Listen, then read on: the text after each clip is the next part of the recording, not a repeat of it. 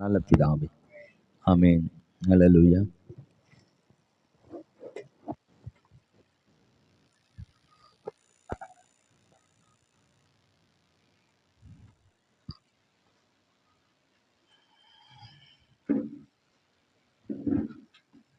ஒன்று கொரிந்தியர் புத்தகம் 1வது அதிகாரம் 18வது வசனத்தை வாசிக்க சிலுவை கேட்கலாம். பற்றிய உபதேசம் சிலுவையை பற்றின உபதேசம் கெட்டு போகிறவர்களுக்கு கெட்டு போகிறவர்களுக்கு பைத்தியமா இருக்கிறது, பைத்தியமா இருக்கிறது, ரட்சிக்கப்படுகிற நமக்கோ ரட்சிக்கப்படுகிற நமக்கோ அது தேவ பலனா இருக்கிறது. அது தேவபலனா இருக்கிறது.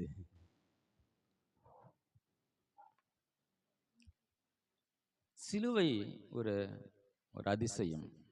சிலுவை மரணம் ஒரு அதிசயம். சிலுவை மரணம் ஒரு அதிசயம்.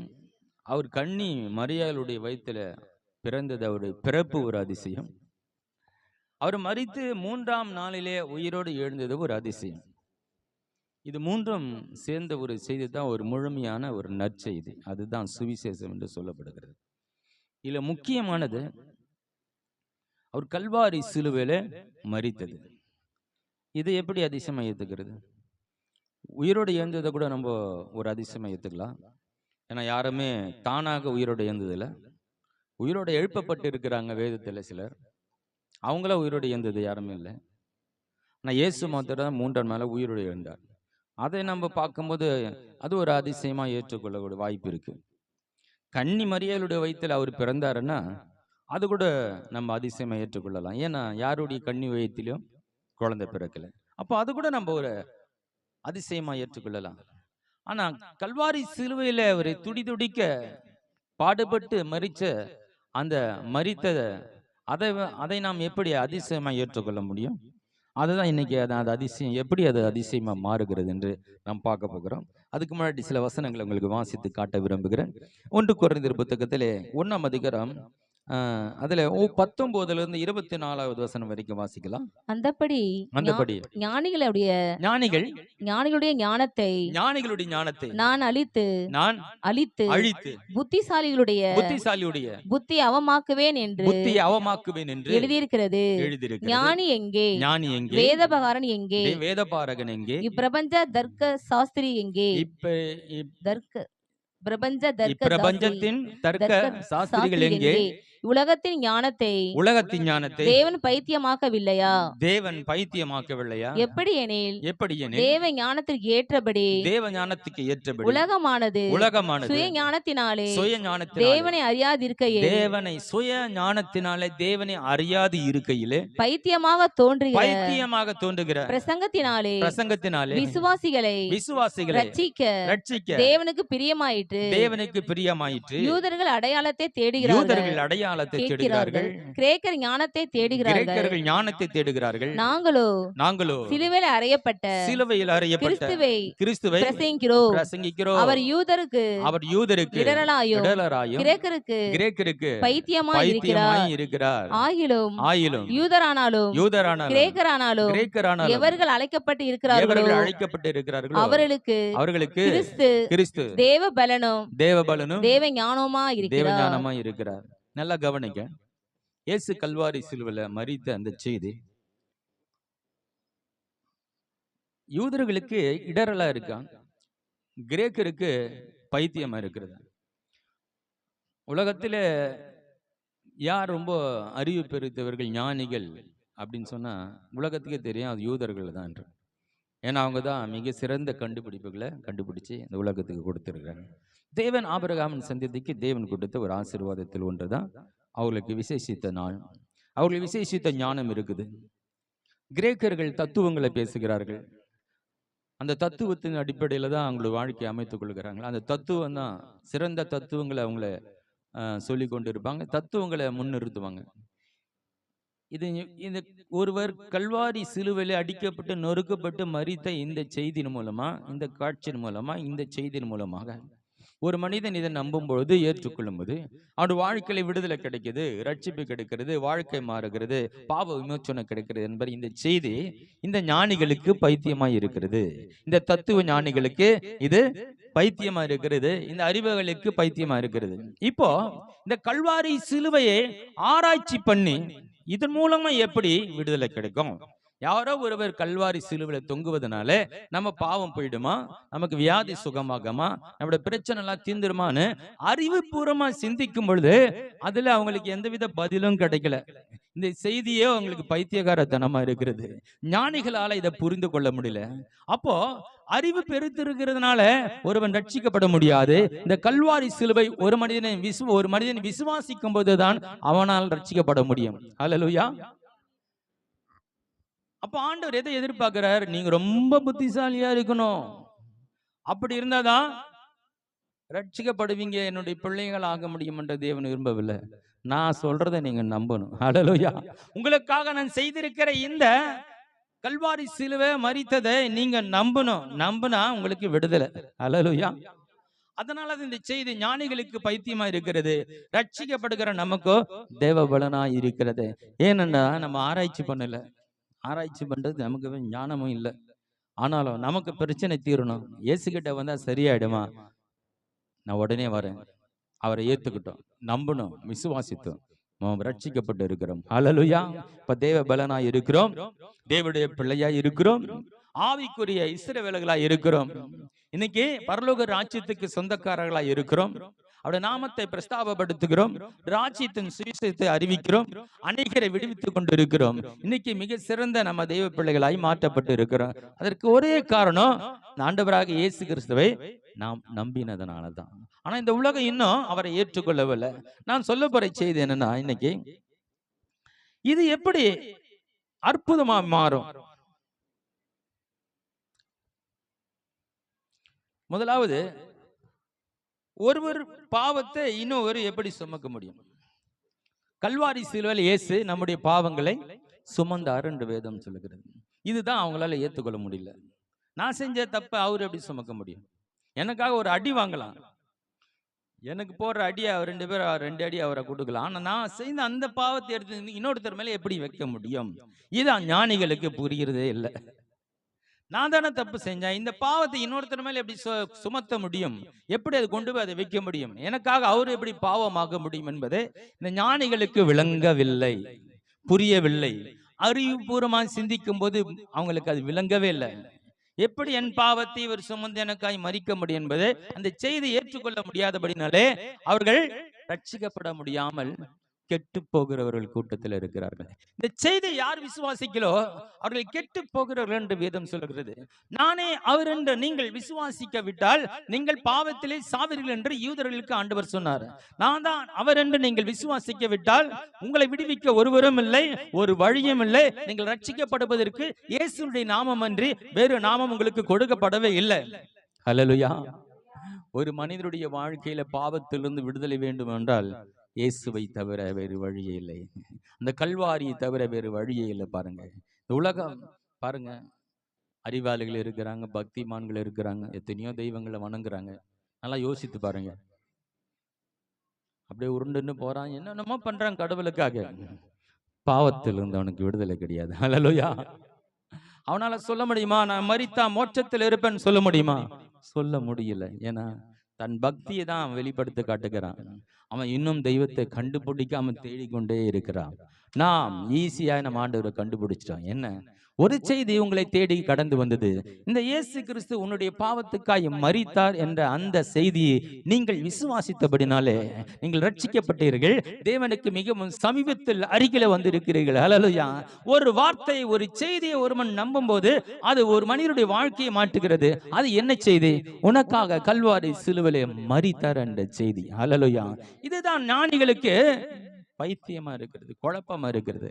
யாரெல்லாம் இந்த சுவிசேஷத்தை நம்புகிறார்களோ, ஏற்றுக்கொள்கிறார்களோ அவர்களுக்கெல்லாம் இந்த ரட்சிப்பு உரிதாகிறது. சில வசனங்களை உங்களுக்கு காட்டுகிறேன் நான். 2 கொரிந்தியர் புத்தகம் 5ஆம் அதிகாரம் 21வது வசனத்தை. நாம் அவருக்குள் தேவனுடைய நீதியாகும்படி பாவம் அறியாத அவரை நமக்காக பாவமாக்கினார். பாருங்க, ஒரு கடவுள் எப்படிங்க பாவமாக முடியும்? அதுதான் அற்புதம். நான் உங்களுக்கு சொல்லுகிறேன். ஹல்லேலூயா. நான் பரிசுத்தராய் இருக்கிறது போல நீங்களும் பரிசுத்தராய் சொன்னவர். சேரக்கூடாத ஒளியிலே வாசம் பண்ணுகிற தெய்வம் எப்படிங்க பாவமாக முடியும்? அதுதாங்க சிலுவை ஒரு அற்புதங்க. ஹல்லேலூயா. ஒரு மாபெரும் சர்வ வல்ல தேவன் உனக்காக அவர் உன்னுடைய பாவத்தை சுமந்த ஒரு பாவமானாரே, அது எப்படி ஆக முடியும்? ஹல்லேலூயா. அதுதாங்க அதிசயம். கல்வாரி சிலுவையில இயேசு உனக்காய் மரித்தது ஒரு அதிசயம். பாவமானது ஒரு அதிசயம். உனக்காக ஒரு குற்றவாளியாய் நின்றது ஒரு அதிசயம். யாருமே செய்ய முடியாத ஒன்றை தேவன் உனக்காய் செய்தார் என்றால், கல்வாரி சிலுவை முழுவதும் அவர் செய்த ஒவ்வொரு காரியம் முழுவதுமா எதை காட்டுகிறது என்றால், அது உண்மையில் வைத்த அன்பு. அவர் உன்னை நேசிக்கிறார் என்பதுதான் காட்டுகிறது. இவ்வளோ பரிசுத்தம் உள்ள தேவன் உனக்கு ஏன் பாவமானார்? உனக்காக ஏன் அவர் பாவமானார் என்றால், உன்னை ரட்சிப்பதற்காக. அவர் உன்னை நேசிக்கிறபடினாலே அவர் பாவமானார்.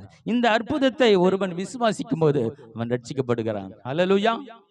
இன்னொரு வசனத்தை வாசிக்கலாம். ஏசாயா புத்தகம் 53ஆம் அதிகாரத்தில் 5-6 வசனங்களை வாசிப்போம்.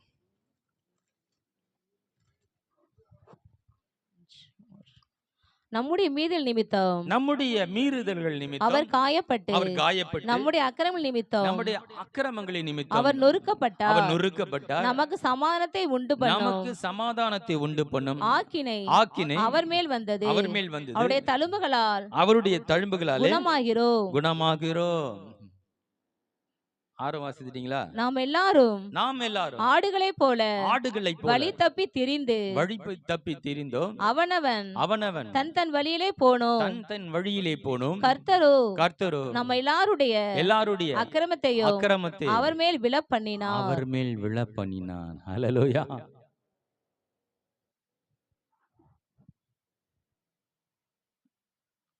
நம்முடைய அக்கிரமம் எல்லாம் அவர் மேலே விழுந்துருச்சான். நமக்காக ஒரு பாவமானார். இது சத்தியம். இந்த சத்தியத்தை நம்புகிறவர்களுக்கு விடுதலை, நம்பாதவர்களுக்கு ரட்சிப்புக்கு மிக தூரமாக இருக்கிறார்கள். பரலோகத்துக்கு மிக தூரமாக இருக்கிறார்கள். தேவனுக்கு மிகவும் தூரமாக இருக்கிறார்கள். ஏதோ கிறிஸ்தவர்கள் இயேசு உங்களுக்காய் மரித்தான்னு கத்துறாங்க. நிறைய பேர் நினைக்கிறாங்க, என்னையா மரிச்சாரு?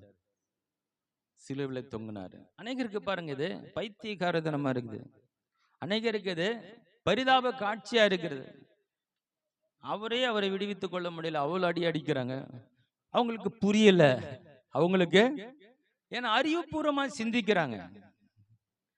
அறிவுபூர்வமா சிந்தித்தா தேவன் கிட்ட நெருங்கவே முடியாது. ஹல்லேலூயா. அவர் ஆராய்ந்து முடியாத அதிசயங்களையும் எண்ணி முடியாத பெரிய காரியங்கள் செய்கிறவர். நம்ம அறிவினால அவர் முதல் புரிந்து கொள்ள முடியாது. அன்பினால தான் அவரை புரிந்து கொள்ள முடியும். ஹல்லேலூயா. நம்ம ஆராய்ந்து பார்த்து அவருடைய அறிவை ஆற்றலை புரிந்து கொள்ள முடியாது. அவரை நேசிக்கிறபடினாலே, அவரை நம்ம விசுவாசிக்கிறபடினாலே அவரை நாம் நெருங்க முடியும். ஹல்லேலூயா. விசுவாசத்தின் மூலமாய் அவரை கிட்டி சேர முடியும். அது நிமித்தமாய் கிட்ட நெருங்க அவரை நாம் புரிந்து கொள்ள முடியும். ஹல்லேலூயா. அவரை நெருங்குவதற்கு ஒரே வழிதான் இருக்குது, அவரை நீ விசுவாசிப்பது தான். ஹல்லேலூயா. எங்க விசுவாசிக்கிறது? உனக்காய் கல்வாரியில் பட்ட பாடுகளும் சீந்தின ரத்தமும் தொங்கின அந்த சிலுவையிலே அவர் சொன்ன ஒரு வார்த்தையும் எல்லாம் எனக்காகத்தான் என்று நீ எண்ணிக்கொள்ளும் பொழுது, அதை விசுவாசிக்கும் போது நீ அவரை விசுவாசிக்கிறாய். ஹல்லேலூயா. அது நிமித்தமாய் தேவனுடைய அருகில் நீ கொண்டு போகப்படுகிறாய். ஹல்லேலூயா. பாவம் இல்லாத ஒருவர், பரிசுத்த தேவன் நமக்காக பாவமானார் பாருங்க, இல்லையா? எப்படின்னா, எப்படி சொன்னா, ஒயிட் அண்ட் ஒயிட்ல பியூர் ட்ரெஸ் போட்டுன்னு ஒருத்தர் வர்றார். எப்பவும் ஒயிட் அண்ட் ஒயிட்ல தான் இருப்பார். அவர் கார் ஒயிட்டு, செருப்பு ஒயிட்டு, பனியன் ஒயிட்டு, எல்லாமே ஒயிட்டுன்னு வச்சுங்களேன். தலை கூட முடி கூட ஒயிட்டுக்குதுன்னு வச்சுங்களேன். எல்லாமே ஒயிட்டு, பியூர். இது வருவார்.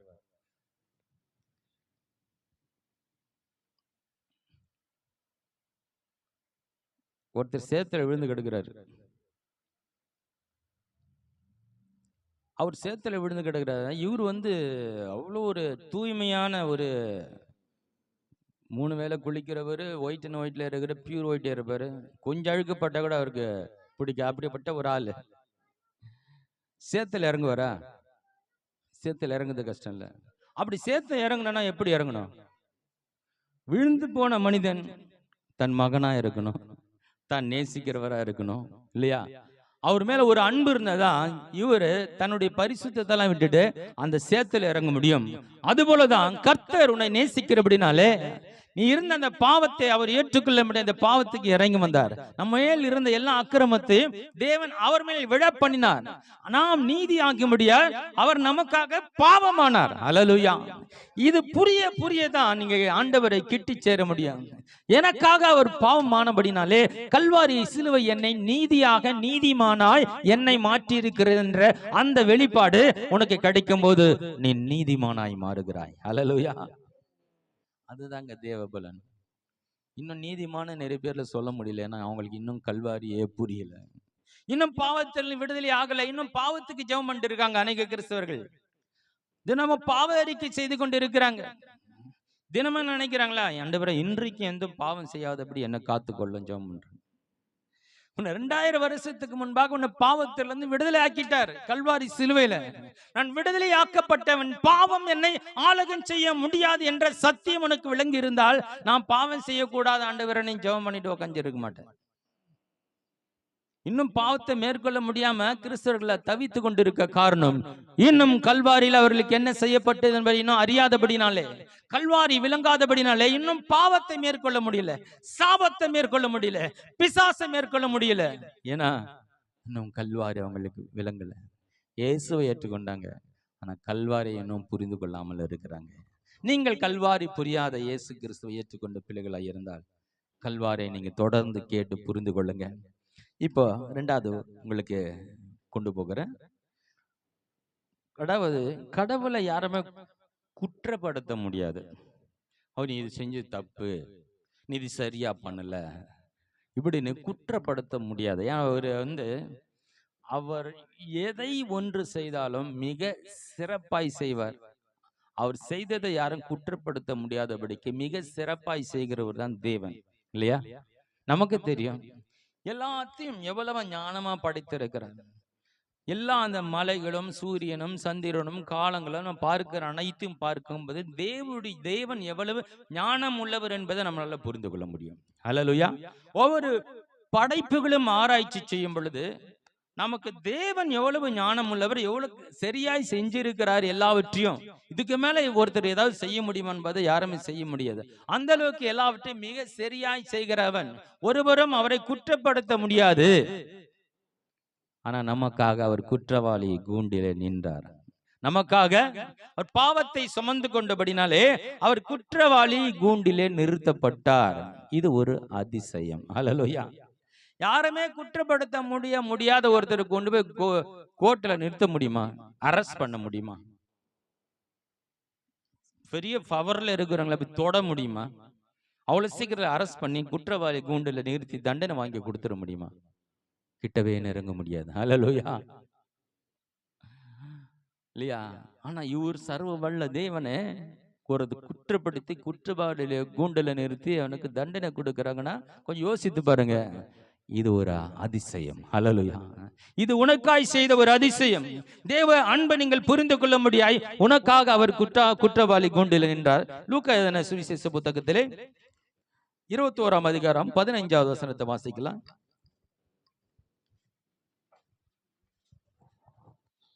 உங்களை விரோதிக்கிறவர்கள் ஒருவரும் எதிர்த்து பேசவும் எதிர்த்து நிற்கவும் கூடாத வாக்கையும் ஞானத்தையும் நான் உங்களுக்கு கொடுப்பேன்.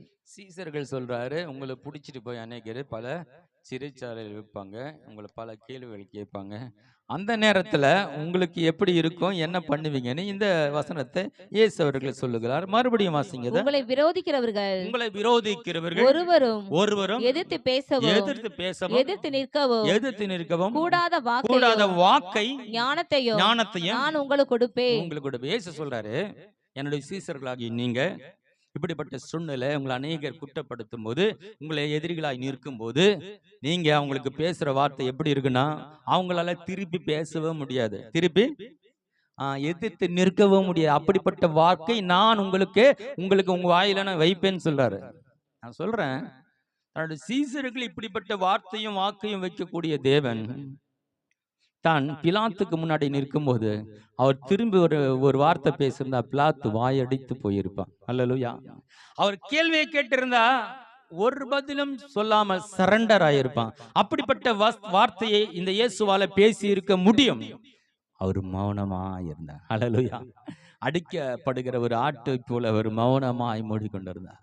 கன்னத்தில் அறைந்தார்கள், காரி துப்பினார்கள், அவனை அவமானப்படுத்தினார்கள். அவர் குற்றவாளி கூண்டில நிறுத்தப்பட்டார். செய்யாத குற்றங்கள் அவர் மேல குற்றப்படுத்தப்பட்டது. தேச துரோகம் அவர் மேல சாட்டப்பட்டது. மௌனமா இருந்தார். அவர் சொல்றாரு, பிலாத்து, நீ ஒன்னும் பேசாம இருக்கிற, உனக்கு தெரியாதா நான் நினைச்ச உன்னை விடுதலையாக்க முடியும். ஏசப்ப நினைச்சிருப்பாரு, நீ என்ன விடுதலையாக்க போறியா? உன் விடுதலைக்காக தான் இங்க நின்று இருக்கிறேன். அல்லேலூயா. ஒவ்வொரு மனிதனுடைய விடுதலைக்காக எனக்கு குற்றவாளி கொண்டு நடந்து கொண்டு இருக்கிற நீ என்ன விடுதலையாக்குவேன்னு சொல்லுகிறையா?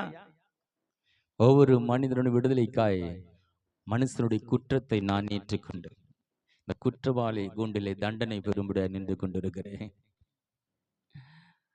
அப்போ குற்றம் சுமத்த முடியாத ஒருவர் நமக்காக குற்றவாளியா நிற்கிறார். அது ஒரு அற்புதம், அது ஒரு அதிசயம். வசனத்தை வாசிக்கலாம். யோவான் எழுதின சுவிசேஷம் 8ஆம் அதிகாரம் 46வது வசனத்தை வாசிக்கலாம்.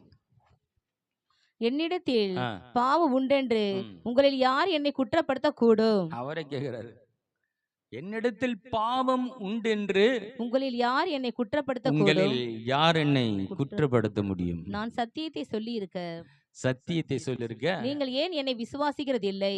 ஏன் என்னை விசுவாசிக்கிறது இல்லை? அப்பனா சத்தியத்தை விசுவாசிக்கணுங்க. எது சத்தியம்? இயேசு உனக்காய் மரித்தார் என்பது சத்தியம். உனக்காய் பாவங்களை சுமந்தார் என்பது சத்தியம். உனக்காய் ரத்தம் சிந்தினார் என்பது சத்தியம். அல்லேலூயா. சத்தியத்தை விசுவாசிக்கணும். பொய்ய என்ன பண்ணும்? நம்ப கூடாது, விசுவாசிக்க கூடாது. ஆனா இந்த உலகத்தில் என்ன நடக்குதுன்னா, பொய்யை விசுவாசிக்கும்படியாய் பிசாசு மாத்தி வச்சிருக்கிறான். சத்தியத்தை மனிதர்கள் விசுவாசியாதபடி பொய்யான காரியங்களை பரப்பி பொய்யை மெய்ய போல பேசி இன்னைக்கு மக்கள் பொய்யான காரியங்களை அவர்கள் விசுவாசிக்கிறபடினாலே அவர்கள் கெட்டு போகிறவர்களாய் இருக்கிறார்கள். யார் சத்தியத்தை விசுவாசிக்கிறார்களோ அவர்கள் ரட்சிக்கப்படுகிறார்கள். உனக்கு நேராய் இந்த வசனம் கடந்து வருகிறது. சத்தியத்தை நம்புங்க. இன்னொரு வசனத்தை கூட வாசிப்போம். ஏசாயா புத்தகத்துல 50ஆம் அதிகாரம் 6வது வசனத்தை வாசிப்போம்.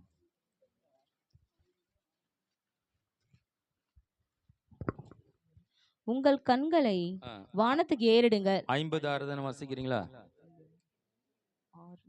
அடிக்கிறவர்களுக்கு என் முதுகையும் தாடை மயிரை பிடுங்கிறவர்களுக்கும் என் தாடைகளை ஒப்பு கொடுத்தேன். அவமானத்துக்கும் உமிழ் நீருக்கும் என் முகத்தை மறைக்கவில்லை. கர்த்தராகிய ஆண்டவர் எனக்கு துணை செய்கிறார். ஆகையால் நான் வெட்கப்படேன். நான் வெட்கப்பட்டு போவதில்லை என்று அறிந்திருக்கிறேன். ஆதலால் என் முகத்தை கற்பாரையை போலாக்கினேன். அது குற்றப்படுத்துறாங்க, கலங்கப்படுத்துறாங்க, காயப்படுத்துறாங்க, எல்லாம் பண்ணாலும் அப்படியே கற்பாரை போல மௌனமாய் இதையெல்லாம் உனக்காய் தாங்குகிறார். அல்லேலூயா. அவர் குற்றவாளியாக நின்றது அவர் உன்னை நேசிக்கிறார் என்பதை காட்டும்படியாக. அல்லேலூயா. கல்வாரி முழுவதும் ஒன்னே ஒன்று நமக்கு திரும்ப திரும்ப சொல்ல, நான் உன்னை நேசிக்கிறேன், நான் உன்னை நேசிக்கிறேன், நான் உன்னை நேசிக்கிறேன், நான் உன்னை நேசிக்கிறேன். அல்லேலூயா.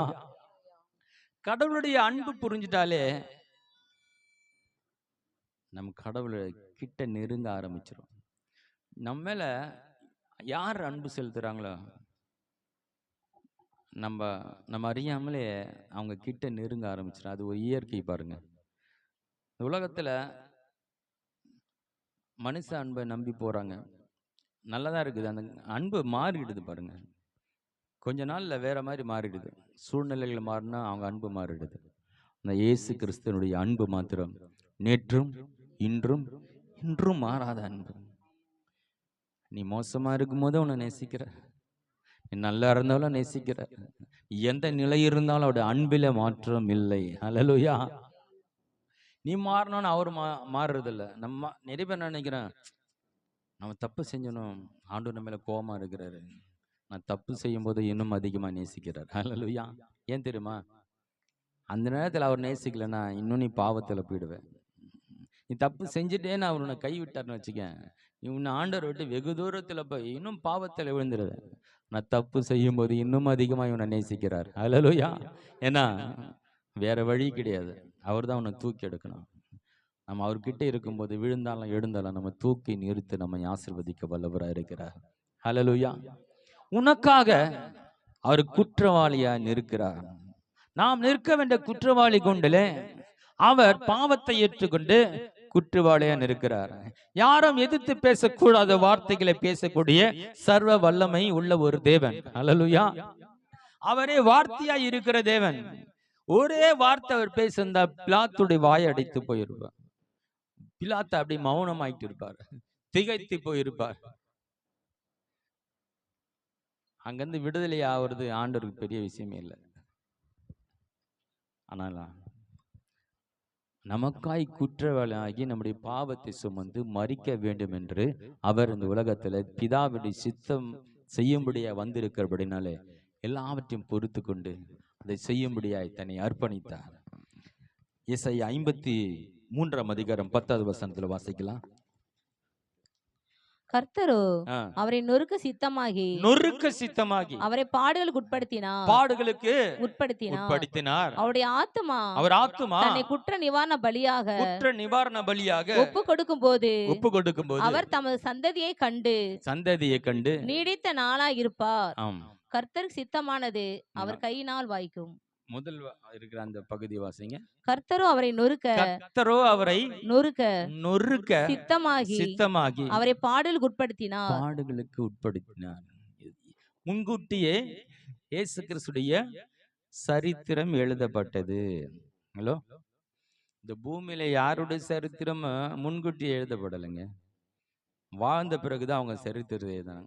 இப்படி பிறந்தாரு, இந்த உலகத்துல இப்படி பிறந்தாரு, இவருக்கு பிறந்தாரு, இப்படி வளர்ந்தாரு, இப்படி எல்லாம் பண்ணாரு, நான் இதெல்லாம் சாதிச்சாருன்னு சொல்லி அவரு வாழ்ந்த பிறகுதான் ஒருத்தருடைய சரித்திரம் எழுதப்பட்டது. இந்த உலகத்துல பிறக்க முன்னே ஒருத்தருடைய சரித்திரம் எழுதப்பட்டு இருக்குமானால் அது ஆண்டவராகிய இயேசு கிறிஸ்துடைய சரித்திரம் மாத்திரமே. ஹல்லேலூயா. அவருடைய பிறப்பு, அவருடைய மரணம், அவருடைய உயிர்த்தெழுதல், அவருடைய எல்லாவற்றையும் முன்கூட்டியே அவருடைய சரித்திரம் எழுதப்பட்டு இருக்கிறது. ஹல்லேலூயா. நான் சொல்றேன், உங்கள் ஒவ்வொருடைய சரித்திரத்தும் தேவன் எழுதி வைத்திருக்கிறார். நீங்க இப்படிதான் வாழணும் ஆண்டவர் திட்டமிட்டு இருக்கிறார். நீங்க உங்க சரித்திரத்தை படிக்கணும்னா ஒரே ஒரு வழிதான் இருக்கிறது. என்ன வழிமா? உங்க சரித்திரத்தை படிக்கிறது ஒரே வழிக்கு. என்ன வழி? டக்குன்னு சொல்லணுமா நீங்க? பைபிள் தான். வேற எங்க போய் படிப்பீங்க? யாருன்னா இருக்கிறாங்க ஸ்பெஷலிஸ்ட் உங்களை பத்தி சொல்றதுக்கு? உங்களை பத்தி உங்க வீட்டுக்காருக்கும் 100% தெரியாது, பெத்த அப்பாவுக்கும் தெரியாது, அம்மாவுக்கும் தெரியாது, யாருக்குமே தெரியாது. ஏன்? நம்ம பத்தியே நமக்கு தெரியாது. நம்ம பத்தி நமக்கு 100% நமக்குள்ள என்ன இருக்கிறது, என்ன முடியுன்றது நமக்கு தெரியாது. நம்மை பத்தி தெரிந்து கொள்ள ஒரே வழி இருக்கிறது. உன்னை பற்றி தேவனுடைய இருதயத்தில் இருக்கிறதை எழுதி தேவன் உன் கரத்தில் கொடுத்திருக்கிறார். அதை படித்து புரிந்து கொள்ள நீ யார் என்ற வாழ்க்கையில எதை செய்யணும், எதை செய்யக்கூடாது என்றோ, எப்படி வாழணும், வாழ்க்கையின் முடிவு எப்படி இருக்கும் என்பதை வேதத்தில் தேவன் எழுதி கொடுத்திருக்கிறார். ஹல்லேலூயா. அதை படிச்சு தெரிஞ்சுக்கங்க. எங்க யாருக்கிட்ட போய் கேட்டு தெரிஞ்சுன்னு ஆசைப்படாதீங்க. நீங்க உங்க சரித்திரத்தை படிச்சு தெரிஞ்சுக்கீங்க. ஹல்லேலூயா. அப்பதான் ஒரு தரிசனம் உண்டாகுங்க. நம்ம வாழ்க்கையில எப்படிலாம் இருக்க போறோம், எப்படி இருக்கணும்ன்றத படிச்சாதான் நமக்கு தரிசனம் உண்டாகும். இன்னைக்கு அநேகருக்கு தரிசனம் இல்ல. என் எதிர்காலம் எப்படின்னு கேட்டா தெரியல. ஐயா நீங்க ஜெபிச்சு சொல்லுங்க. இல்லைன்னு யாருன்னு தீர்க்கதரிசனம் சொல்லுவாங்களா? வேதத்தை படிச்சனா உன் எதிர்காலத்தை பார்க்க முடியும். ஹல்லேலூயா. உன் எதிர்காலம் நான் இப்படிதான் இருக்க போறேன் என்பதே உனக்கு எழுதி கொடுத்திருக்கிறார். அதை நீ படிக்கும்போது உன் எதிர்காலத்தை தரிசிக்க முடியும். ஹல்லேலூயா. யாரோ தரிசனம் கண்டு சொல்றதில்ல, யாரோ சொப்பனை கண்டு சொல்றதில்ல, யாரும் தீர்க்க தரிசனம் சொல்றதில்ல. உன் வாழ்க்கை குறித்த உன்னுடைய தரிசனம் ரொம்ப முக்கியம். ஹல்லேலூயா. ஏன்னா நம்மள யார் வேணா எப்படி வேணா திசை திருப்பலாம். வேதத்துல சில பொய்யான தீர்க்கதரிசிகளை திசை திருப்பி விட்ட கதையெல்லாம் இருக்கு. அதனால நமக்கு கொடுத்த விலை மதிக்க முடியாத வேத புத்தகத்தை நீங்க அனுதினம் படித்து, ஆண்டவரே எனக்கு நீங்க என்ன வச்சிருக்கீங்க, நான் இதுல இருந்து என்ன தெரிஞ்சுக்கணும், படிங்க. கர்த்தர் உங்களோட பேசுவார். உங்கள் சரித்திரத்தை படிங்க. ஏதோ அதுக்கு டைம் ஸ்பெண்ட் பண்றீங்க, மணிக்கணக்கா உட்காந்துட்டு இருக்கிறீங்க, இதெல்லாம் தூக்கி போட்டுட்டு உட்காந்து வேத புத்தகத்துல என்ன குறித்து என்ன எழுதப்பட்டு படிங்க. உங்க லைஃபை தெரிஞ்சுக்கிங்க. ஹல்லேலூயா. அப்ப இயேசு கிறிஸ்துவின் சரித்திரம் முன்கூட்டி எழுதப்பட்டு இருக்கிறது. எங்க பிறப்பாரு, யாருக்கு பிறப்பாரு, எப்படி பிறப்பாரு, எப்படி மரிப்பாரு, எப்படி மறுபடியும் ஏந்திருப்பாரு, எல்லாவற்றையும் அவர் வேதத்தில் எழுதப்பட்ட ஒருவர் இருப்பாரானால் அது ஆண்டவராக இயேசு கிறிஸ்து மாத்திரமே. ஹல்லேலூயா. அவர் சரித்திரம் எழுதப்பட்டு வந்து அதை செய்து விட்டு போனார். நமக்காக அவர் இந்த உலகத்துல குற்றவாளியாக பாவத்தை சுமந்து நமக்காய் மரித்தார்.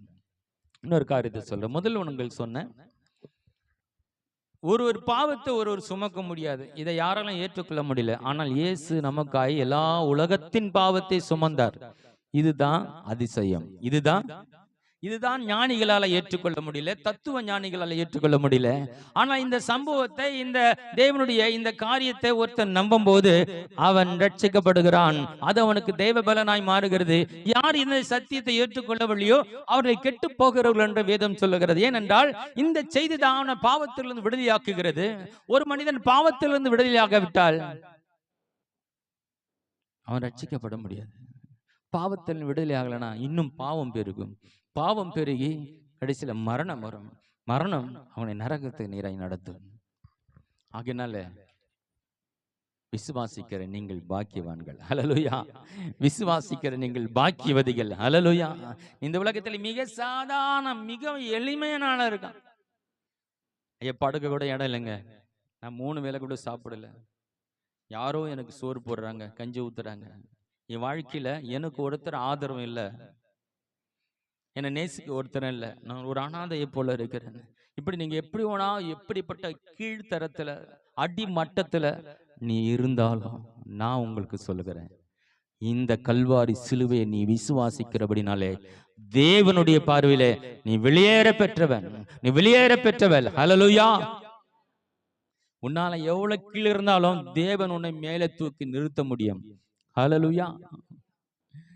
எந்த செய்தி தான் கல்வாரி செய்தி. இப்ப இயேசு நமக்காய் பாவமானார், நம்ம பாவத்தை ஏற்றுக்கொண்டான் என்பதை நம்பும் போது அந்த மனிதனுக்கு ரட்சிப்பு வருக. இன்னொன்னு, குற்றப்படுத்த முடியாதவர், ஒருவரும் கை நீட்ட முடியாது. என்னிலே பாவம் உண்டு என்று யார் சொல்லக்கூடும்? ஒருவரும் பேசக்கூடாதபடி வார்த்தையை கொடுக்கிறவர், எதிர்த்து நிற்கக்கூடாதபடி பேசக்கூடிய ஒரு தேவனை யார் குற்றப்படுத்த முடியும்? ஆனா குற்றப்படுத்தும்படியாய் அவர் ஒப்பு கொடுத்தார். குற்றத்தை ஏற்றுக்கொண்டபடினாலே அவர் குற்றவாளியாய் அவர் கூண்டில் நின்றார் என்றால் அது ஒரு அதிசயம். அது ஒரு அதிசயம். மூன்றாவது, அவர் சாவாமை உள்ளவர். அவர், அதாவது கடவுளுக்கு சாவு கிடையாது, கடவுளுக்கு சாக முடியாது, கடவுளுக்கு மரணம் கிடையாது. அப்ப மரணிக்க முடியாத கடவுள் எப்படி மரணிக்க முடியும்? அதுதான் அதிசயம். அதுதான் அதிசயம். இதுதான் நம்ப முடியல அனைவருக்கு. கடவுள்னு சொல்றீங்க, அவர் கல்வாரில செத்துட்டாரு, உயிர் தேர்ந்தாரு. உயிர் தேர்ந்தாருன்னு இயேசு வேதத்துல உயிர் தேர்ந்த யாருக்கெல்லாம் காட்சி கொடுத்தாருன்னா, தன்னுடைய சீசர்களுக்கு, நெருக்கமானவர்களுக்கு, மிக முக்கியமானவர்களுக்கு தான் அவர் உயிரோடு எழுந்து காட்சி கொடுத்த. பகிங்கரமா எல்லாருக்கும் காட்சி கொடுக்கல. அதனாலே கல்வாரி சிலுவை உயிர் தேர்தலை இன்னும் கூட நிறைய பேர் நம்பாம இருக்கிறாங்க, இன்னும் கூட நம்பாம இருக்கிறாங்க. அது உயிர்த்தெழுல அப்படி சொல்லிக்கிட்டு இருக்காங்க. ஆனா ஆண்டவர் உயிர்த்தெழுந்தார் என்பது நமக்கு வேதத்தில் ஆதாரம் இருக்கிறது. எழுதப்பட்ட காரியங்கள் மூலமா இயேசு உயிரோடு எழுந்தார் என்ற நம்மளால் நம்பக்கூடிய சத்தியங்கள் வேதத்தில் எழுதப்பட்டிருக்குது. அவருடைய மரணத்தை விசுவாசிக்கிற நமக்கு உயிர்த்தெழுதலை விசுவாசிக்கக்கூடிய சத்தியம் நமக்கு இருக்கிறபடினாலே அது நமக்கு விளங்குது, நமக்கு நன்றாய் விளங்குது. ஆனா அந்த உலகம் இந்த உயிர்த்தெழுதலை விசுவாசிக்கவில்லை. ஆனா மரணத்தை நம்புது. ஏன்னா அது சரித்திரத்துல இருக்கு, அது சரித்திரம் இருக்கு. மரணத்தை நம்புது. ஆனா அவங்க எதை நம்ப முடியலன்னா, அவர் கடவுளா இருந்தா அவர் எப்படி மறிப்பார், அவர் எப்படி அடிக்க முடியும், அவர் எப்படி சாகடிக்க முடியும், அவர் எப்படி கல்வாலை அடைய முடியும், ஒரு பயங்கரமான பாவத்தை செஞ்சவனுக்கு கொடுக்கிற தண்டனை எப்படி இந்த ஒரு கடவுளுக்கு கொடுக்க முடியும், கடவுளை எப்படி மரணத்துக்கு நேரம் நடத்த முடியும் ஒரு மனிதன் என்பதே, அதனால அவளை கடவுளா ஏற்றுக்கொள்ள முடியவே இல்லை. இந்த மரணத்தை யார் விசுவாசிக்கிறார்களோ, அதான் சொன்ன, நான் வரும் வரையில இந்த மரணத்தை நினைவு கூறுங்கள். இந்த மரணத்தில் தான் உங்களுக்கு ஆசீர்வாதத்தை வைத்திருக்கிறேன். ஹல்லேலூயா. இதில் தான் பாவத்தை சுமந்த, அக்கிரமத்தை சுமந்த, சாபத்தை சுமந்த மனிதனுடைய எல்லாம் இழந்து போன எல்லாவற்றையும் மீட்டு கொடுக்கும்படியாக எல்லாவற்றையும் நாம் சுமந்து உங்களுக்கு பாவ விமோசனம் பண்ணின ஒரு இடம் என்னுடைய மரணம். என் மரணத்தை நினைவு கூறுங்கள் என்று சொன்னார். மரணத்தை யார் நம்பினாங்களோ அவங்களுக்கு ரட்சிப்பு, அவங்களுக்கு தேவ பலன். சில வசனங்களை வாசிக்கலாம். அப்போஸ்தலர் புத்தகத்துல 3:15.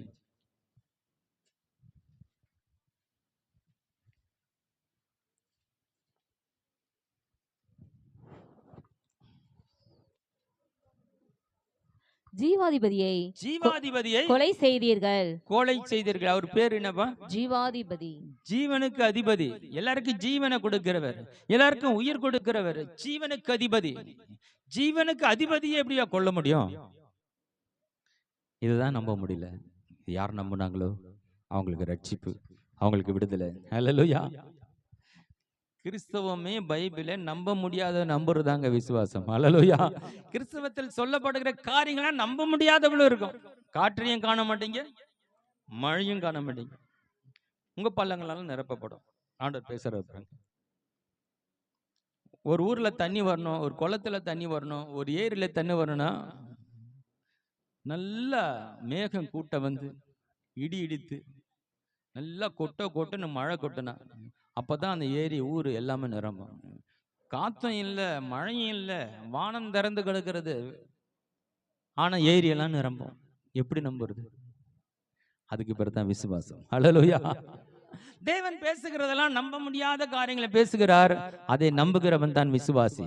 அதுபோலதான் கல்வாரி சிலுவையில இயேசு உனக்காய் மரித்தார், ரத்தம் சிந்தினார், குற்றம் சாட்டப்பட்டார், உனக்காக அவர் உயிரோடு எழுந்தார் என்ற செய்தி நம்ப முடியல, அதை நம்புறவன் தான் ரட்சிக்கப்படுகிறான். ஹல்லேலூயா. அங்கதான் நிக்குது கிறிஸ்தவமே. அங்கதான் இந்த செய்தியை நம்புகிறவன் தான் கிறிஸ்தவன். அந்த கிறிஸ்தவமே இந்த செய்தியில தான் நின்றுட்டு இருக்கு. இதை யாரெல்லாம் நம்பலையோ அவங்க இன்னும் ஆண்டவரை ஏற்றுக்கொள்ளாம இருக்கிறாங்க. இன்னொரு வசனத்தை வாசிக்கலாம். யோவான் 3:17. உலகத்தை ஆக்கினைக்குள்ளாக தீர்க்கும்படி தேவன் தம்முடைய குமாரனை உலகத்தில் அனுப்பாமல் அவராலே உலகம் ரட்சிக்கப்படுவதற்காகவே அவரை அனுப்பினார். ஆக்கினை தீர்ப்புக்குள்ள மக்களே, மனிதர்களே நடத்தும்படியா இயேசு இந்த உலகத்துல வரவில்லை, பிதா அதற்கு அனுப்பவில்லை. அவர் ஆக்கினை தீர்ப்பு அடைந்து நம்மை ரட்சிக்கும்படியாய் பிதாவை இயேசு இந்த உலகத்தில் அனுப்பினார். ஹல்லேலூயா. நம்மேல் வர வேண்டிய ஆக்கினை தீர்ப்பை பெற்றுதான் அவர் மரணத்தை ருசித்தார். நம்மை ரட்சிக்கும்படியாக அவர் மரணத்தை ருசித்தார். ஹல்லேலூயா. எனக்காக என்னுடைய மரணத்தை அவர் ஏற்றுக்கொண்டு எனக்காக அவர் மரித்தார். அந்த நியாய தீர்ப்பு அவர் மேல் வந்தது. இதை நீ விசுவாசிக்கும் போதுதான் நீ ஒரு விசுவாசி. ஹல்லேலூயா. நீ அப்பதான் ஒரு தேவனுடைய பிள்ளை, அப்பதான் ஒரு உண்மையான கிறிஸ்தவன், அப்பதான் உண்மையான சத்தியத்தை அறிந்த தேவ பிள்ளை. இது விளங்கலனா நிச்சயமா சொல்றேன், கல்வாரி புரியலனா ஒரு பெயர் கிறிஸ்தவனா தான் இருக்க முடியும். காலங்களை மாறும்போது நீயே மாறிடுவேன். பைபிளை தூக்கலாம், சர்ச்சுக்கு போகலாம், நானும் சொன்ன பெற்று இருக்கலாம், என்ன வேணா உனக்குள்ள இருக்கலாம். கிறிஸ்தவனுக்கான வெளிப்புறமான எல்லா அடையாளமும் இருக்கலாம். ஆனால் காலங்களும் சூழ்நிலைகளும் மாறும்போது இந்த சத்தியம் உனக்கு விளங்கலைன்னா நீ தடுமாறி விழுந்து விடுவாய். நீ தடுமாறி இயேசுவை விட்டு விலகி போக நிறைய வாய்ப்புகள் உண்டு. ஏன்னா எல்லாருடைய கிறிஸ்தவனுடைய வாழ்க்கையில இப்படிப்பட்டவர் ஆண்டவரை விட்டு விலகி போகக்கூடிய ஒரு சூழ்நிலை உண்டாகும். யார் ஒருவன் இந்த கல்வாரி சிலுவை குறித்து தெளிவாய் அறிந்திருக்கிறானோ அவன் ஒரு நாள் விழுந்து போக மாட்டான். அல்லேலூயா. 1000 பிரச்சனைகள் வந்தாலும் அவன் நிற்பான். அவன் மரணம் அவனை தூக்கி நிறுத்தும். அல்லேலூயா. அதனால ரொம்ப ஒரு முக்கியமான ஒரு செய்தி. இன்னொரு வசனத்தை வாசிக்கலாம். 1 தெசலோனிக்கேயர் 5ஆம் அதிகாரம் 9, 10. 1 தெசலோனிக்கேயர் 5ஆம் அதிகாரம் 9வது 10வது வசனம். தேவன் தம்மை நம்மை கோபாக்கினைக்கென்று நியமிக்காமல் நம்முடைய கர்த்தராகிய இயேசு கிறிஸ்து மூலமாய் ரட்சிப்படைவதற்கென்று நியமித்தார். நாம் விழித்திருப்பவர்களானாலும் நித்திரை அடைந்தவர்களானாலும் தம்முன்னே கூட நாம் ஏகமாய் பிழைத்திருக்கும்படி அவர் நமக்காக மரித்தாரே. நாம் விழுத்திருந்தாலும் மரித்திருந்தாலும் நம்மளை ஆக்கினை தீர்ப்புக்குட்படுத்தாமல் நாம் ரட்சிக்கப்படுவதற்காய் அவர் நமக்காக மரித்தாரே. அந்த ஜீவ அதிபதி யாரும் அவரை கொலை செய்ய முடியாது, அவரை மரணிக்க செய்ய முடியாது. ஆனா மரணத்தை நமக்காய் ஏற்றுக்கொண்டார்.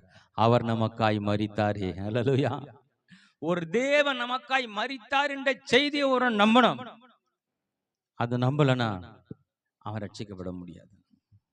தேவன் எப்படி மரிக்க முடியும்னா உண்மையில தேவன் மரிக்க முடியாது. அந்த மரணத்தை உனக்காக எனக்காக ஏற்றுக்கொண்டார். அல்லேலூயா.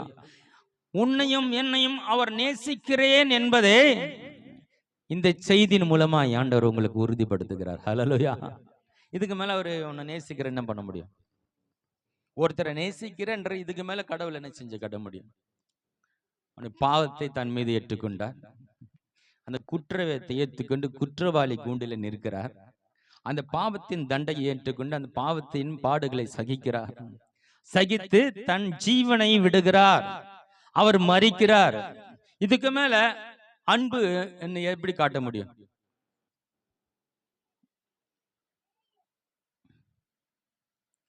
உங்க சொந்தங்களோ பந்தங்களோ நீங்க நேசிக்கிறீங்களோ, ஏதோ ஒரு தப்பு பண்ணிட்டு ஜெயிலுக்கு போயிட்டான்னு வச்சுங்களேன், என்ன கூட ஜெயில கூட போட்டுருவீங்கன்னு சொல்லுவீங்களா? நானும் கூட ஜெயில இருந்திருப்பான். அவர் சொல்வார், சாப்பாடு இல்லை, துணி இல்லை, படுக்கடம் இல்லை, காத்து இல்லை, கொசு கடிக்குது, அங்க இருக்கிறேன். நானும் கூட வந்திருப்பான் ஜெயில, உன் கூட நானும் பாடுகளை சகிக்கிறேன். யாருன்னா சொல்லுவாங்களா? ஆனா நம்முடைய குற்றத்தை ஏற்றுக்கொண்டு நமக்காக அவமானம் தண்டனையை ஏற்றுக்கொண்டு அந்த மரண தண்டனையும் தானே ஏற்றுக்கொண்டு நமக்காய் மரித்த என்பதை அதை சொன்ன. இதை நினைவு கூறுங்கள். இதை நினைவு கூற கூற கூற என்ன ஆகுறதுன்னா, அட அன்பு உங்களுக்கு விளங்குது. அன்பு உங்களுக்கு புரிய புரிய அவரோடு இணைக்கப்படுறீங்க. பாவம் விலைக்கு ஓடுது, சாபம் விலைக்கு ஓடுது, அக்கிரமங்கள் விலைக்கு ஓடுது, பிசாசு உங்களை பார்த்து நடுங்கி ஓடுகிறான். நீங்க தேவனோடு இணைக்கப்படுகிறீங்க, தேவ பிள்ளையாக்கப்படுகிறீங்க, தேவனுடைய பிரசனத்துக்கு உள்ள போறீங்க. அவருக்கு முன்பாக நிற்கும் ஒரு பெரிய தகுதியை பெறீங்க. நீங்க பரிசுத்தவானாக்கப்படுறீங்க, நீங்க நீதிமானாக்கப்படுறீங்க. மரணம் உங்களை இயேசுவை போல இயேசுவாக உங்களை மாற்றுகிறது. அல்லேலூயா. அவர் உனக்காக பாவமானார், அவருக்காக நீதியானீர்கள் என்றால் என்ன அர்த்தம் தெரியுமா? உன் இடத்துல இயேசு, அவர் இடத்துல நீ. அல்லேலூயா. இயேசு இடத்துல உங்களை நிற்க வச்சிட்டாருங்க, உன் இடத்துல அவர் போய் நின்றுட்டாருங்க. நீ கிடைக்க வேண்டிய தண்டனை அவர் பெற்றுக்கொண்டார். உனக்கு கிடைக்க வேண்டிய மரணத்தை ஏற்றுக்கொண்டார். அவருக்கு இருந்த அனைத்து சுதந்திரத்தின் தேவன் உங்களுக்கு கொடுத்துட்டார். அல்லேலூயா. சொன்னார், அவருடைய நாமத்தின் இயேசு கிறிஸ்துவினுடைய இந்த இயேசு உனக்காய் மரித்த இயேசு கிறிஸ்துவினுடைய நாமத்தின் மீது விசுவாசம் உள்ளவர்களாய் அவரை ஏற்றுக்கொண்டவர்கள் எத்தனை பேர்களோ அத்தனை பேர்களும் இயேசு கிறிஸ்துவை போல அவருடைய பிள்ளையாகும் அதிகாரம் அவருக்கு கொடுக்கப்பட்டிருக்கிறது. எப்போ பிதாவுடைய பிள்ளையாகிறேன் தெரியுமா?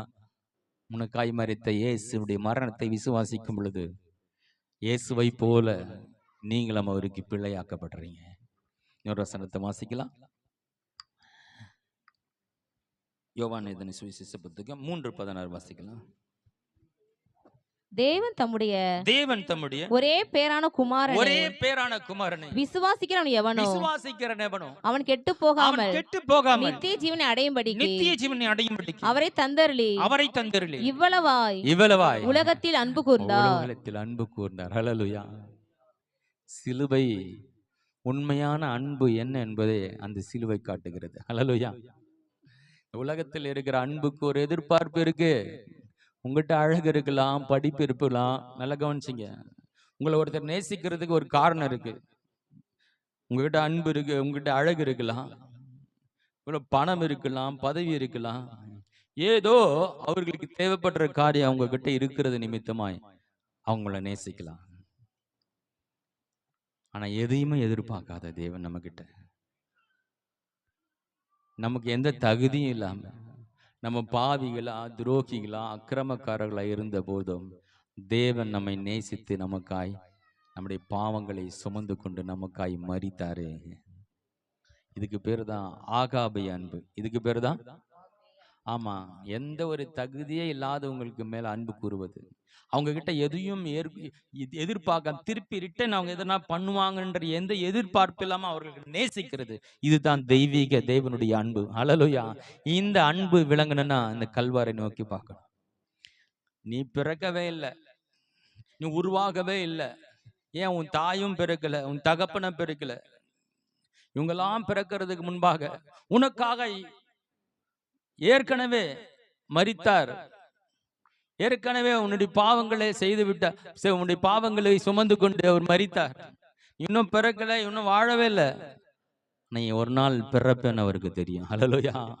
ஒரு நாள் அது உலகத்துல ஒரு விதமான வாழ்க்கை வாழ்வ, நீ பாவியா தான் இருப்பேன்னு அவருக்கு, பாவிதான் ஆகணும், வேற வழியில. ரட்சிக்கப்படுவதற்கு இயேசுவின் நாமம் இல்லாமல் ஒரு நாமம் அல்ல. உலகத்துல பிறப்ப, நீ பாவியா இருப்பேன்னு தெரியும். ஆனா முன்கூட்டியே உன்னுடைய பாவத்துக்காக இயேசு மரித்து விட்டார். ஹல்லேலூயா. நம்மளாம் ரொம்ப பிறந்து வளர்ந்து லேட்டா தான் இயேசு பத்தி தெரிஞ்சுக்கிறோம். இயேசு தெரிஞ்சுக்கிறது ரொம்ப நாள் ஆகுது. ஆனா இயேசு நம்மை உலக தோற்றத்துக்கு முன்னே முன்குறித்து விட்டார். ஹல்லேலூயா. தாயின் கருவிலே உருவாகும் முன்னே அவர் உன்னை அறிந்திருக்கிறார். உன் சரித்திரம் அவருக்கு நல்லாவா தெரியும். ஹல்லேலூயா. கடைசியாக ஒரு வசனத்தை வாசித்து முடிக்கிறேன். யோவான் 5:24. என் வசனத்தை கேட்டு என்னை அனுப்பினவரை விசுவாசிக்கிறவனுக்கோ நித்திய ஜீவன் உண்டு. அவன் ஆக்கினை தீர்ப்புக்கு உட்படாமல் மரணத்தை விட்டு நீங்கி ஜீவனுக்கு உட்பட்டிருக்கிறான் என்று. ஜீவனுக்கு உட்பட்டு இருக்கிறான். ஹல்லேலூயா. வாசிங்க. மெய்யாகவே உங்களுக்கு சொல்லுகிறேன், மெய்யாகவே நான் உங்களுக்கு சொல்லுகிறேன், அவர் அனுப்பினவரை விசுவாசிக்கிறவன் ஜீவனுக்கு உட்பட்டு இருக்கிறான். நமக்காய் அனுப்பப்பட்ட இயேசு எனக்காக வந்து உலகத்தில் மரித்தார் என்று விசுவாசிக்கும் பொழுது அவர் மரணத்தை விசுவாசிக்கிற உங்களுக்கு நித்திய ஜீவன் உண்டு. ஹல்லேலூயா. நித்திய ஜீவன் உங்களுக்கு உண்டு. அழியாத வாழ்வு, தேவனை போல வாழ்கிற ஒரு வாழ்வு, அதுக்கு பிறகு நித்திய ஜீவன். ஹல்லேலூயா. எங்க விலை கொடுத்து வாங்க முடியும்? இலவசமாய் தேவன் கொடுத்திருக்கிறார். இலவசமாக நீங்கள் பெற்ற இவ்வளவு பெரிதான ரட்சிப்பை குறித்து நீங்கள் கவலையற்று இருப்பீர்களானால், எழுதுறார் பவுல், இவ்வளவு பெரிய ரட்சிப்பு இது சாதாரணமா வந்ததா? ஒரு தேவன் பூமியில இறங்கி வந்து கண்ணியின் வயிற்றில பிறந்து 33 ஆண்டுகள் வாழ்ந்து இந்த உலகத்தில் இருக்க எல்லாருடைய பாவத்தை சுமந்து அடிக்கப்பட்டு நொறுக்கப்பட்ட ரத்தம் சிந்தி ஆணிகளால் கடாவப்பட்டு அந்த சிலுவையை சுமந்து 2 மைல் தூரம் போனார், நடக்க முடியாம. இதெல்லாம் சுமந்து கிட்டத்தட்ட 6 மணி நேரம் அப்படியே சிலுவையில் தொங்குறாராம் பாருங்க. இவ்வளவு பெரிய காரியத்தை, இவ்வளவு பெரிதான ரட்சிப்பு அதை இலவசமா கொடுத்துருக்காங்க. இவ்வளவு காரியங்களை செய்துதான் உனக்கு ரட்சிப்பு கிடைத்திருக்கு. இந்த விடுதலை எங்க கிடைக்குது? இந்த இவ்வளவு பெரிய கல்வாரி சிலுவையில் தேவன் செய்த இந்த காரியங்கள் நிமித்தமாக. இந்த ரட்சிப்பை பெற்றுக்கிட்டு அனாவசியமா இருக்கிறது.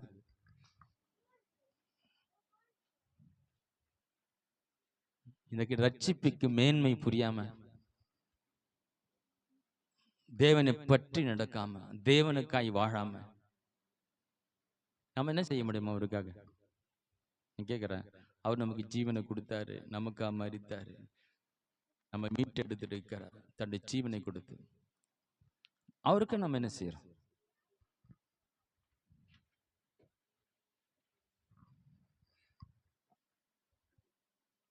நமக்காக சாப்பிட்றோம், நமக்காக வேலைக்கு போறோம், நமக்காக ட்ரெஸ் எல்லாம் வாங்கி போட்டுக்கிறோம், நம்ம சந்தோஷத்துக்காக சில இடத்துல போறோம், நம்ம சந்தோஷத்துக்காக சில இடத்துல உட்காரோம், நம்ம சந்தோஷத்துக்காக பேசுறோம். இவ்வளவு விலை மதிக்க முடியாத ரட்சிப்பை தேவன் கொடுத்தாரு, அவருக்காக நீ என்ன செய்யற?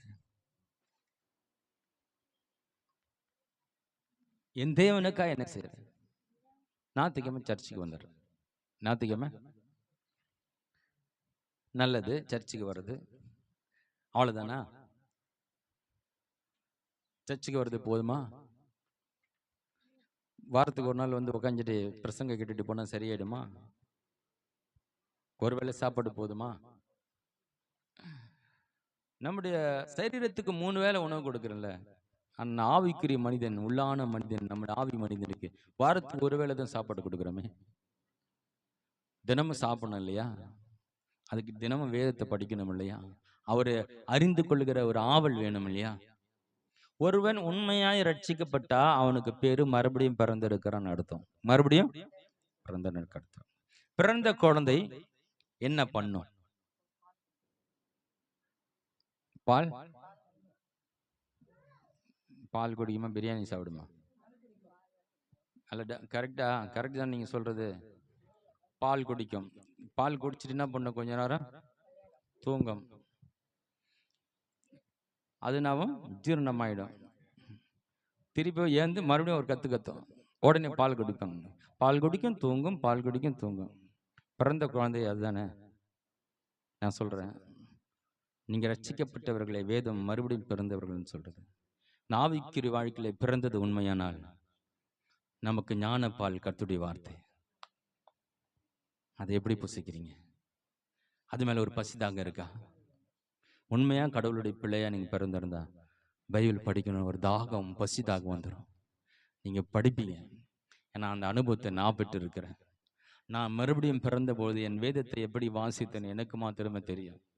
எவ்வளவு நேரம் வாசித்திருப்பேன். அது வாசிக்கும் போது அதில் இருக்கிற சந்தோஷம், சமாதானம், அதற்குள்ள இருக்கிற பலனம், விசுவாசத்தை நான் பெற்றுக்கொண்டதை அது எண்ணி பார்க்க முடியாது. அதுதான் ஒரு மனிதன் மறுபடியும் பிறந்ததுக்கு அர்த்தம். வேதம் படிக்கிறதுங்க கஷ்டமா இருக்குதுங்க. படிச்சாவே தூக்கம் வந்துடுதுங்க. உங்க ரட்சிப்பை கொஞ்சம் நீங்க டெஸ்ட் பண்ணி பாத்துங்க. வேதம் உங்களுக்கு போர் அடிச்சா உங்கள் ரட்சிப்பை டெஸ்ட் பண்ணுங்க. உங்களுடைய ரட்சிப்பு சரிதானா, ரட்சிக்கப்பட்டு இருக்கிறீர்களான்னு கொஞ்சம் சோதனை போடுங்க.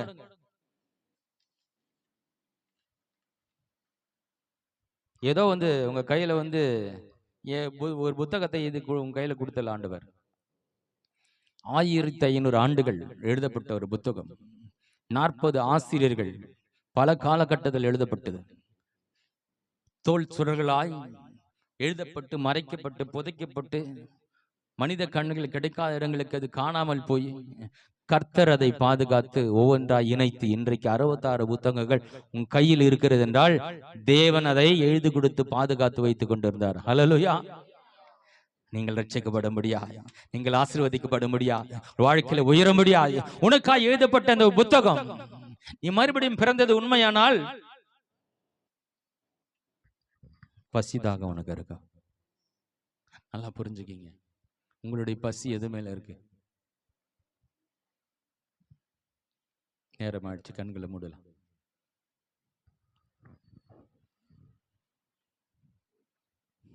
இயேசு உனக்காய் பாவத்தை சுமந்தது ஒரு அதிசயம். உனக்காய் குற்றவாளி கூண்டல் என்றது அதிசயம். ஏன்னா அவர் பாவம் இல்லாதவர். ஒருவரும் அவரை குற்றப்படுத்த முடியாது. ஒருவரும் பேசக்கூடாதபடி பேசுகிறவர். ஆனா அவர் உனக்காக வாயடைத்து குற்றவாளி கூண்டில் நின்று. அவர் ஜீவாதிபதி, இந்த உலகத்தை காக்கிற தேவன், ஜீவனை கொடுக்கிறவர். அந்த ஜீவாதிபதி உனக்காய் மரித்தார் என்றால் அது அற்புதம். அவர் உன்னை நேசிக்கிறார் என்பதை இந்த கல்வாரியில் அவர் வெளிப்படுத்தி விட்டார். ஆண்டவரே, உம்முடைய அன்பு எனக்கு புரிஞ்சிருச்சு, நானும் உன்னை நேசிக்கிறப்பான்னு நீங்க எப்படி அவருக்கு காட்ட போறீங்க? நான் உன்னை நேசிக்கிறேன் என்ற எந்த விதத்தில், எந்த செயலின் நிமித்தமா, எப்படி ஆண்டவரே நான் உன்னை நேசிக்கிறேன்னு அவருக்கு நீங்க காட்ட விரும்புறீங்க? உண்மை இருதலுக்காய் அவர்